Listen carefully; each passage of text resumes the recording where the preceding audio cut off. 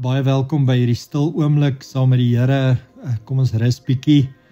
Kom ons laat ons gedagtes stil raak en ons harte oopgaan vir die Here se stem. Hy wil elkeen van ons herinner aan iets belangrik vandag. Dat ons nie alles self hoef te probeer regkry nie. Kom ons lees hierdie teks in Galasiërs 3 vers 3 saam. Hoe kan julle so dwaas wees? Wil julle dit wat die Gees in julle begin het, nou uit julle eie krag probeer klaarmaak? Nou dink aan iemand wat leer fietsry. Die ouer hardloop saam, hou die saal vas en dan net wanneer die kind reg is, dan los hy. Maar nou verbeel die kind hom, hy moet self trap, stuur en balanseer sonder hulp. Hy vergeet, dis nog steeds die ouer se stem, die ouer se nabyheid, wat alles moontlik maak. So ook met ons begin met God se krag, maar dan probeer ons gou weer selfbeheer neem.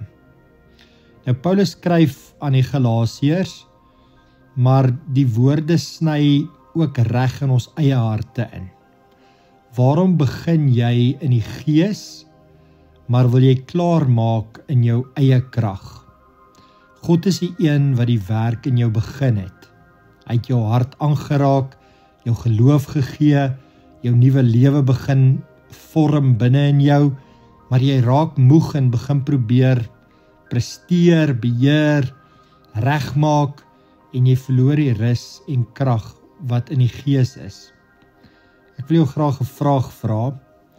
Waar in jou lewe probeer jy nou self klaar maak wat God in jou begin het? Waar het jy dalk van rus na jou eie krag toe geskuif, van vertroue na beheer? Ek wil jou vra om stil te raak en laat die Heilige Gees vir jou wys waar jy moet ophou stoei en weer eenvoudig begin vertrou. Kom ons vat so 20 tot 30 sekondes.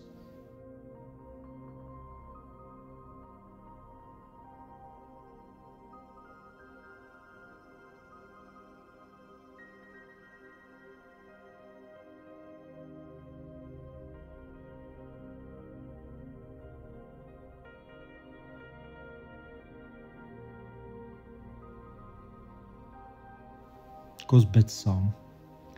Heilige Gees, ek gee weer oor aan U, vergewe my waar ek probeer het om dinge self te doen.